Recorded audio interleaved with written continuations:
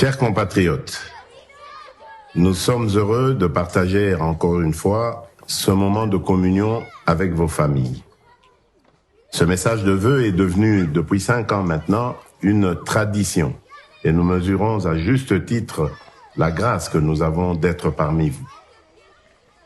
En effet, outre la présentation des vœux, nous avons pris rendez-vous chaque année en cette période précise pour faire d'une part une brève rétrospective de l'année qui s'achève et d'autre part des projections pour l'année qui s'ouvre. Nous vous adressons ce message au lendemain de la tournée électorale, une période marquante où nous avons eu l'opportunité de parcourir à nouveau les coins et recoins de notre pays. Cette expérience enrichissante nous a permis de nous imprégner de la réalité de nos concitoyens et d'écouter de plus près la voix de chacun d'entre vous. Bien au-delà de l'effervescence, les fêtes de fin d'année sont des moments qui nous invitent à la gratitude, à l'unité et à l'espérance.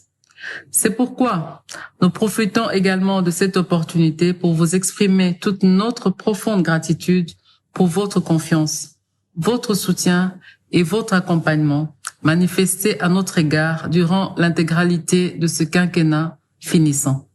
Cela a été pour nous une véritable source de motivation et de détermination. Dans cet élan, gardons ainsi l'espoir qu'en dépit des aléas de la vie, les jours meilleurs sont devant nous et il nous faut demeurer la tête haute, loin de toute compromission qui pourrait être fatale à l'avenir de nos familles et à notre vivre ensemble comme une nation.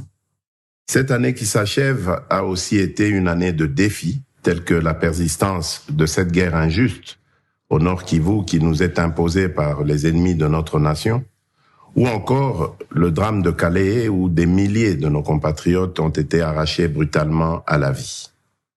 Ainsi, nos pensées vont vers les victimes des massacres de Kishiché, Kizimba, Bambou, Bukombo, Tongo et Kalaké, ainsi que les milliers de déplacés internes de la partie orientale du pays.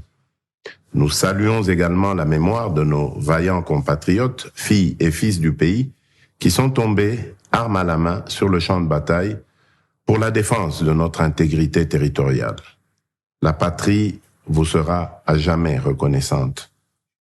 Soyez rassurés que notre détermination reste forte afin de débarrasser et de prémunir notre patrie de ces situations de nature à déstabiliser sa paix et son développement.